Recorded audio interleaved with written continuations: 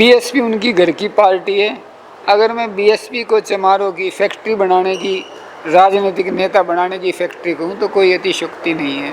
अच्छा, वो वहाँ से प्रोडक्ट तैयार करते हैं और कांग्रेस में आके वो लोग काम करते हैं। इन लोगों ने चमारों के वोटों को आकर्षित करने के लिए हमारे डीएससी समाज के लोगों पर तरह तरह की टिप्पणियां करी और उन्हें लज्जित करने का काम किया कि युवाओं में जोश था, महिलाओं में जोश था और बुजुर्ग महिलाओं में भी जोश था, नारे लगाते हुए आ रहे थे डीएससी जिंदाबाद, डीएससी जिंदाबाद। तो इस तरीके का देखा, कुर्सी एक भी खाली नहीं थी, बाहर भी लोग उतने ही थे और अंदर भी उतने ही लोग थे। हमारे कैमरे में भी जो है सही से रिकॉर्ड नहीं हो पाए, पूरी पब्लिक जितनी थी। इस कार्यक्रम का क्रेडिट मैं व्यक्तिगत नहीं लेना चाहूँगा। ये टीम वर्क है। जो हमारी 11 सदस्यीय कमेटी है और जो समाज के डीएससी समाज में जिसमें 36 जो कम्युनिटीज आती है, उन सभी ने इसमें भरपूर सहयोग दिया। आज मैंने देखा जो लोग ये कहते थे कि जो वंचित समाज में एक धानुक जाति है वो कभी बाहर आती नहीं है, ना वो कभी संघर्ष करती है, लेकिन आज जींद के नेताओं ने हमारे साथ दगाबाजी की, हमारे साथ धोखा किया। आज भूपेंद्र हुड्डा हमारे समाज के वोटों के लिए तरस रहा है। जब हम प्रेस कॉन्फ्रेंस कर रहे थे तब मैंने भूपेंद्र सिंह हुड्डा को कहा था कि यदि आप अपनी गलती की क्षमा मांग के डीएससी को लागू करने की बात करते हैं तो हम आपकी विचारधारा पर विचार कर सकते हैं। जिन जिन विधानसभाओं में कांग्रेस का या भारतीय जनता पार्टी की टिकटें चमारों के पास है और जिन चमारों ने हमारे आरक्षण को रोकने के लिए स्पीड ब्रेकर का काम किया है, इस चुनाव में उन स्पीड ब्रेकरों को समतल करने का काम करेंगे।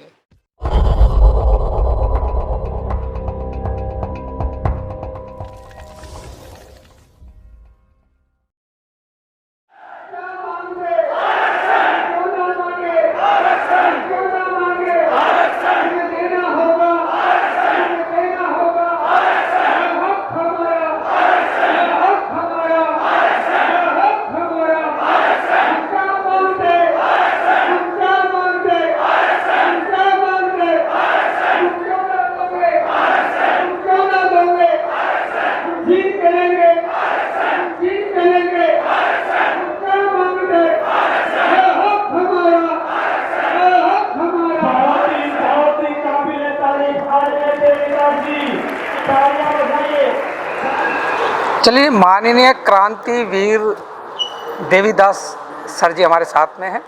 आज का इतना भव्य आयोजन जो जींद की धरती पर किया गया और इतनी हजारों की संख्या में गरीब तबका, अमीर तबका और युवा, युवतियाँ, बुजुर्ग, महिलाएं, इतनी पब्लिक वंचित समाज की निकल जाए और गांव से, दूर दराज गांव से लोग निकल कर ट्रैक्टर, ट्रॉलियाँ, गाड़ियाँ, बसें, पता नहीं कैसे कैसे लोग पहुंच गए हैं और हजारों की संख्या में यहाँ पर आप देख सकते हैं कितनी बड़ी जनसंख्या में लोग पहुँचे हैं। और ये सिर्फ एक जाति के नहीं हैं, ये सभी जातियों के हैं। जितनी भी वंचित जातियों में लोग आते हैं, जैसे धानुक, डोम, डुमार और पासी, खटीक, सांसी, जितने भी लोग हैं, ये 37 जातियाँ जो है वो लोग आज यहाँ निकल कर पहुँचे हैं और प्रतिनिधित्व इन लोगों का भी किया जा रहा है। सभी जातियों में से दो दो जो प्रवक्ता हैं वो बोल रहे हैं और सभी व्यवस्था जो है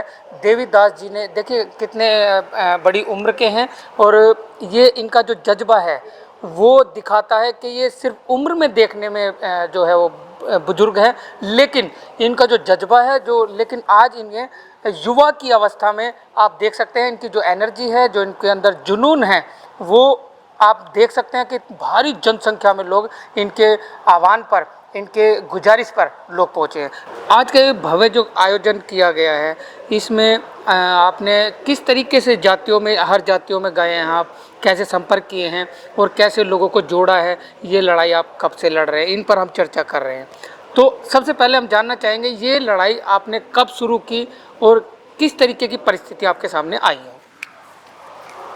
सबसे पहले आपके इस चैनल पर, इस चैनल के चलाने वाले लोगों का धन्यवाद व्यक्त करेंगे और इस हमारे चैनल को और आगे बढ़ाने का काम करेंगे। जी देखिए, वर्ष 2006 में माननीय उच्च न्यायालय के द्वारा SCA के आरक्षण को SCB के आरक्षण के साथ क्लब कर दिया गया था। उस समय हम लोग इसके विरोध में खड़े हुए थे। सबसे पहले ये क्रांति कुरुक्षेत्र में शुरू हुई थी और कुरुक्षेत्र के नौजवान बच्चों ने, जो यूनिवर्सिटी के छात्र थे, उन्होंने पुलिस के साथ आमना सामना किया और बड़ा ही उसमें भिड़ंत हुई और हमारे कई बच्चे उसमें घायल हुए थे। फिर ये कुरुक्षेत्र की चली आग जींद में आ जाती है। हम लोग जींद में 24 दिनों का आमरण अनशन शुरू करते हैं। सरकार डरी हुई थी क्योंकि भूपेंद्र हुड्डा ने जिस छद्म तरीके से हमारे आरक्षण को ख़त्म किया था, हम लोग उसका ज़बरदस्त विरोध कर रहे थे। मगर जहाँ पक्ष होता है वहाँ पर विपक्ष भी होता है। 24 दिनों का आमरण अनशन चला, मगर सरकार ने हमारे साथ धोखेबाजी की और जिसका परिणाम ये हुआ कि हमारा ये 24 दिन का आमरण अनशन बेनतीजा खत्म हो गया। कौन सी सरकार थी? भूपेंद्र हुड्डा सरकार थी, कांग्रेस सरकार थी, भूपेंद्र हुड्डा जी की सरकार। जी जी जी। फिर कुछ साथियों ने कहा जींद में कुछ नहीं होने वाला, हमें CM सिटी में चलना चाहिए। तब हम दिसंबर 2007 के अंदर CM सिटी में कूच करते हैं। 15 दिन हमने वहाँ पर लोकल लोगों से प्रचार किया, उनसे मिले, भी हमारे अधिकारों को लूट लिया इस सरकार ने, आओ इसके खिलाफ संघर्ष करते हैं। और जब लोगों ने हमारे जज्बे को देखा तो रोहतक की एक बहुत बड़ी आबादी हमारे साथ आकर खड़ी हो गई। रोहतक में जो आमरण अनशन किया गया वो 34 दिन का किया था, जिसमें जो आज ये डॉक्टर सरदेश थे, ये हमारे साथ आमरण अनशन में शामिल थे। जब 25 दिन बाद मेरा मेडिकल टीम ब्लड सैंपल लेने के लिए आई, जब वो इंजेक्शन लगा रहे थे तो इंजेक्शन खाली आ रहा था, ब्लड नहीं था वेन के अंदर, आपके शरीर में। मैंने उस टीम को धमकाते हुए ये कहा कि आप मेन आर्टरी को चेक करें, आप ब्रांच आर्टरी को क्यों देखते हैं? क्योंकि हमारी बॉडी में जिसे हम आर्टरी कहते हैं वो दोनों लेग में होती है और वो कंधे तक आती है और कंधे से बाजू तक आती है, जो हार्ट से क्रॉस होकर ब्रेन में जाती है। मैं कि आप मेन आर्टरी में चेक करेंगे तो ब्लड मिल जाएगा। फिर उन्होंने मेरे कंधे से सैंपल लिया, फिर ब्लड उनको मिला और मेरा शुगर लेवल घट के 25 हो चुका था। जो PGI के कितना हो गया था सर? 25 कुल 25। और PGI के जो डायरेक्टर थे मिस्टर सांगवान, उन्होंने मेरे को कहा कि देवीदास जी आपकी मृत्यु कभी भी हो सकती है। मैंने उनसे पूछा कि सांगवान साहब, आप डॉक्टरों की टीम से हर वक्त घिरे रहते हैं, आप 200 साल जिएंगे? उन्होंने कहा कि मैं कुछ कह नहीं सकता। मैं कहा जब आप डॉक्टरों से घिरे हुए और आप 200 साल जीने की कोई बात ही नहीं कर रहे, आप कहते हैं मुझे नहीं पता, तो आप मेरी मौत को निर्धारण करने वाले आप कौन होते हैं? और एक स्थिति ऐसी आ गई थी कि जो हमारे सहयोगी थे, स्वदेश किराड़ और दूसरे लोग थे, वो चम्मच से मेरे मुंह में पानी डाल रहे थे। और जब चम्मच से मुंह में पानी डाला जाता है तो अनजाना जी आप समझ सकते हैं वो डेथ पॉइंट होता है। जी बिल्कुल।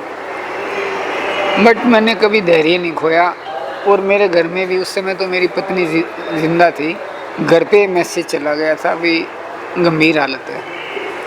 और हमारे यहाँ से शहर से काफ़ी लोग रोहतक चले गए थे और उस समय मेरा बच्चा छोटे वाला मुश्किल से 8 साल का था।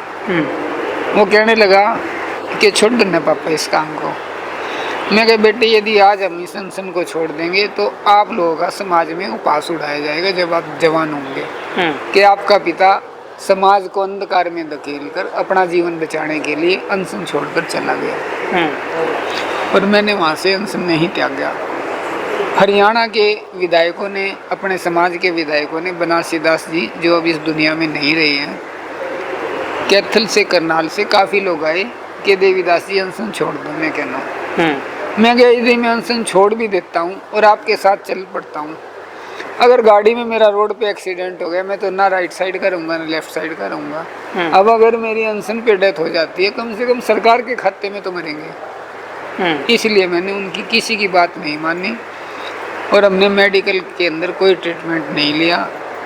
मगर क्या होता है कि धीरे धीरे हमारे सभी साथी अनशन तोड़ते जाते हैं। उसमें धानक समाज के 10 लोग बैठे हुए थे और वाल्मीकि समाज से मैं अकेला बैठा हुआ था।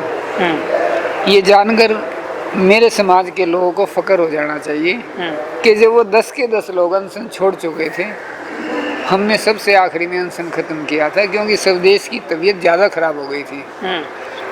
तो मुझे लगा कि मैं अपनी हट के आगे अपने साथ चलने वाले साथी की मृत्यु होते नहीं देख सकता।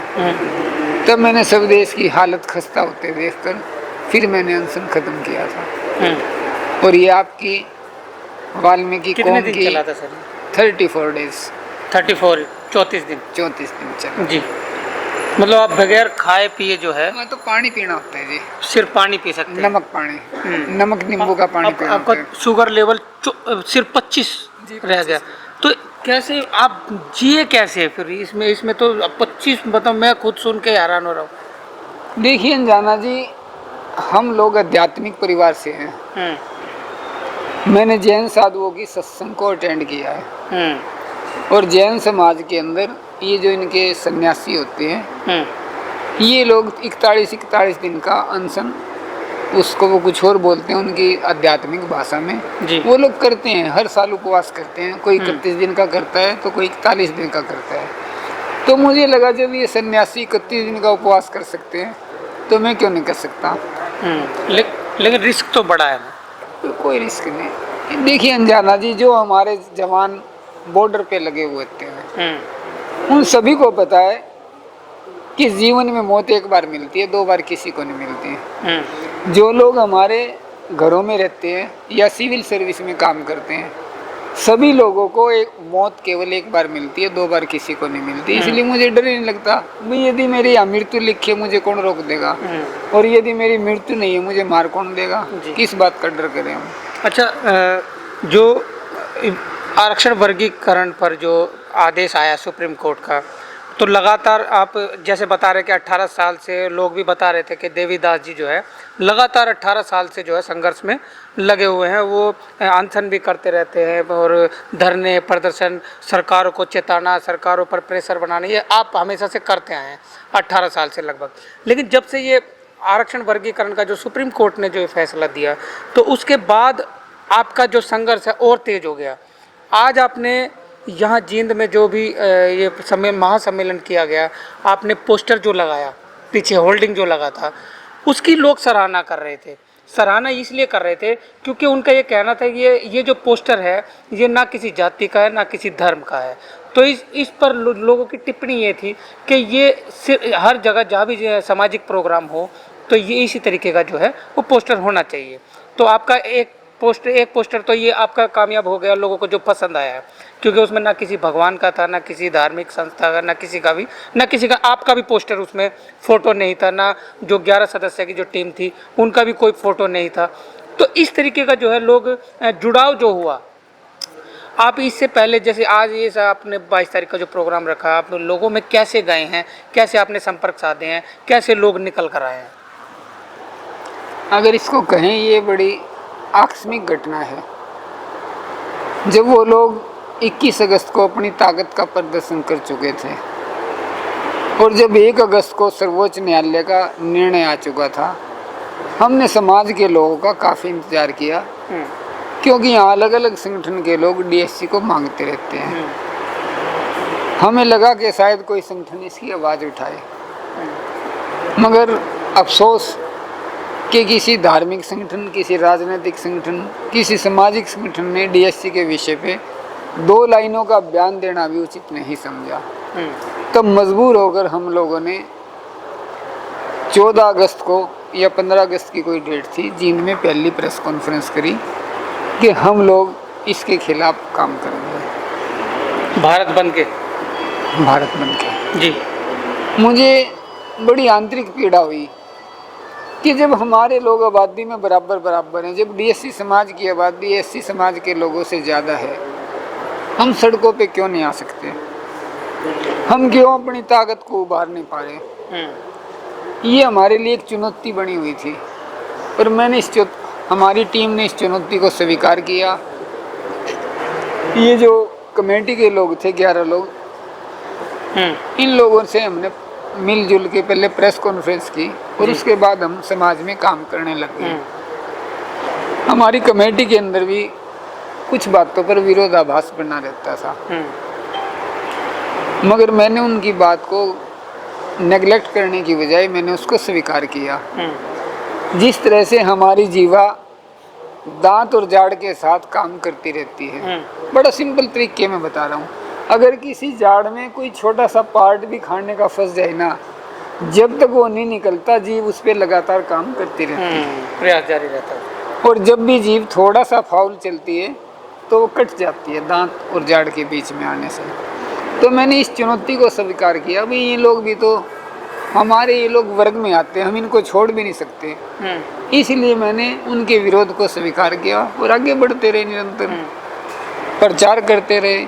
हिसार के लोगों ने बहुत बड़ा हमारा सहयोग किया, बरवाला के लोगों ने बहुत ज़्यादा सहयोग किया, भिवानी में हमारे साथियों ने बहुत ज़्यादा सहयोग किया और हम निरंतर आगे बढ़ते रहे। क्योंकि मैं केवल कर्म में विश्वास रखता हूँ। हमारे हाथ में कर्म करना है, मैं फल की उम्मीद नहीं करता। अगर ये कार्यक्रम आज कामयाब हुआ है तो इसका असर समाज को जाता है। अगर ये कार्यक्रम फेल हो जाता है, इनको रोको ना बच्चों को, यार क्या हो रहा है ये। अगर ये कार्यक्रम फ्लॉप हो जाता, उसमें मेरा कोई निजी मान सम्मान का कोई उद्देश्य नहीं है। मैं धार्मिक प्रवृत्ति का आदमी हूँ।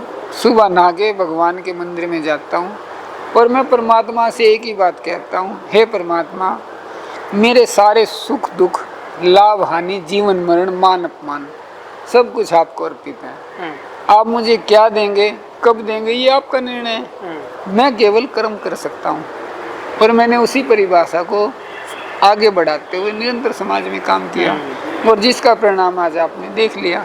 अच्छा, आपने इतनी सारी कुर्सियाँ लगवा दी थी हजारों की तादाद में, तो आपको ये नहीं लगा कि कभी कुर्सी खाली रह जाए, पंडाल खाली रह जाए? क्या लगा नहीं आपको ऐसा? अनजाना जी, जब मैंने आपको बोल दिया कि मेरा मान अपमान, लाभ हानि, जीवन मरण सब परमात्मा को समर्पित है, तो मैं क्यों चिंता करूं। मैंने कर्म किया है और लोगों ने शायद मुझे हृदय से स्वीकार किया है कि ये आदमी, इसका कोई स्वार्थ नहीं है। मुझे कोई पाने की इच्छा नहीं है इसमें कि मुझे कोई चीज़ मिले। हम तो केवल एक उद्देश्य से इस डीएससी पे काम कर रहे हैं, ताकि मैं मेरे समाज के लिए, मेरे नौजवान बच्चों के लिए ये कितना मजबूत पाथ तैयार करके जाएं, ताकि हमारा डीएससी समाज भी एससी समाज की तरह मजबूती के साथ अपने पाँव पर खड़ा हो जाए। अब चमारों में आप देखिए कितना गजब का आत्मविश्वास है। बीएसपी उनकी घर की पार्टी है। अगर मैं बीएसपी को चमारों की फैक्ट्री बनाने की, राजनीतिक नेता बनाने की फैक्ट्री कहूँ तो कोई अतिशयोक्ति नहीं है। अच्छा, वो वहाँ से प्रोडक्ट तैयार करते हैं और कांग्रेस में आके वो लोग काम करते हैं। अब इन चंद्रशेखर रावण और मायावती को देख लो, वास्तव में ये दोनों ही लोग, इन्होंने डीएससी के लोगों से कोई दुश्मनी भी नहीं है, मगर इन दोनों नेताओं में एक प्रतियोगिता है कि चमार वोट को कौन आकर्षित करे। इन लोगों ने चमारों के वोटों को आकर्षित करने के लिए हमारे डीएससी समाज के लोगों पर तरह तरह की टिप्पणियां करी और उन्हें लज्जित करने का काम किया कि लो, हमने आपके बगैर ये स्टेडियम भर दिया, आप भर कर दिखाएं। और ये चुनौती हमने खुले हृदय से स्वीकार की कि हम आपकी चुनौती का जवाब देंगे। और मैं समाज के उस हर व्यक्ति का, हर बुजुर्ग का, हर नौजवान का, महिलाओं का, छात्रों का विशेष तरीके से आभार व्यक्त करता हूँ, जिन्होंने इस चुनौती में हमारा साथ दिया और जिसका परिणाम आज सबके सामने था। जी, वैसे जिस तरीके से हम देख रहे थे कि युवाओं में जोश था, महिलाओं में जोश था और बुजुर्ग महिलाओं में भी जोश था, नारे लगाते हुए आ रहे थे, डीएससी जिंदाबाद, डीएससी जिंदाबाद। तो इस तरीके का देखा, कुर्सी एक भी खाली नहीं थी, बाहर भी लोग उतने ही थे और अंदर भी उतने ही लोग थे। हमारे कैमरे में भी जो है सही से रिकॉर्ड नहीं हो पाए पूरी पब्लिक जितनी थी। तो आपने मतलब ये, आप ये कहना चाह रहे हैं, आपने उस चुनौती को, जो 11 तारीख को जो प्रोग्राम हुआ दिल्ली में, उसको स्वीकार किया और फिर आपने इस प्रोग्राम को करके दिखाया। देखिए, मैं फिर पुनः कहता हूँ, इस कार्यक्रम का क्रेडिट मैं व्यक्तिगत नहीं लेना चाहूँगा। ये टीम वर्क है। जो हमारी 11 सदस्यीय कमेटी है और जो समाज के डीएससी समाज में जिसमें 36 जो कम्युनिटीज आती है, उन सभी ने इसमें भरपूर सहयोग दिया। आर्थिक तौर से भी सहयोग दिया, शारीरिक तौर से भी सहयोग दिया और वैचारिक तौर से भी सहयोग दिया। मैं उनका सभी लोगों का, प्रत्येक व्यक्ति का दिल से अभिनंदन करता हूँ, स्वागत करता हूँ और आशा ये भी करता हूँ कि जब भी डीएससी समाज और कोई दूसरा कार्यक्रम करेंगे, ये लोग निश्चित तौर पे 2 गुनी संख्या में बाहर निकल कर आएंगे। जी बिल्कुल, जाना भी चाहिए। तो आज मैंने देखा जो लोग ये कहते थे कि जो वंचित समाज में एक धानुक जाति है वो कभी बाहर आती नहीं है, ना वो कभी संघर्ष करती है, लेकिन आज जींद की धरती पर जो यहाँ प्रोग्राम हुआ, आप लोगों ने 11 जो सदस्य एक टीम बनाई है, तो उन्होंने करके दिखाया कि धानुक समाज का तबका निकल कर आया खूब दबा के, और डोम समाज से भी आए, सासी समाज से भी आए, सपेरा समाज से भी आए हैं, काफ़ी लोग हमें मिले थे। तो वाल्मीकि समाज से तो भारी तादाद में लोग थे वहाँ पर। आप इस पूरी जनता को, जितने भी लोग आए थे, धन्यवाद करना चाहेंगे या क्या कोई मैसेज देना चाहेंगे आगे का? देखिए, मेरा डीएससी समाज के प्रत्येक व्यक्ति को, महिला को, छात्रों को, बच्चों को यही कहना चाहूँगा, आज ये हमारा अंतिम अवसर है, क्योंकि हम लोग इन राजनीतिक पार्टियों से आरक्षण मांग कर परेशान हो चुके हैं। हमें 10 साल भूपेंद्र सिंह हुड्डा ने बरगलाया और 10 साल भारतीय जनता पार्टी ने भी हमारे लोगों को बरगलाने का काम किया है। आज आप चैनल के माध्यम से मैं भारतीय जनता पार्टी के साथ साथ और कांग्रेस व अन्य दलों को भी ये बता देना चाहता हूँ कि जिन लोगों ने इस डीएससी समाज की अवहेलना करने का प्रयास किया है, ये डीएससी समाज उसको नेस्ता नाबूद करने में कतई देर नहीं लगाएगा। हमारे डीएससी समाज सारा का सारा कांग्रेस का वोट बैंक होता था। जब कांग्रेस के नेताओं ने हमारे साथ दगाबाजी की, हमारे साथ धोखा किया, आज भूपेंद्र हुड्डा हमारे समाज के वोटों के लिए तरस रहा है। आज भूपेंद्र हुड्डा के पास हमने समाज के केवल उन लोगों को छोड़ा हुआ है जो टिकट मांगते हैं, जबकि समाज के अन्य लोग भूपेंद्र हुड्डा के साथ नहीं हैं।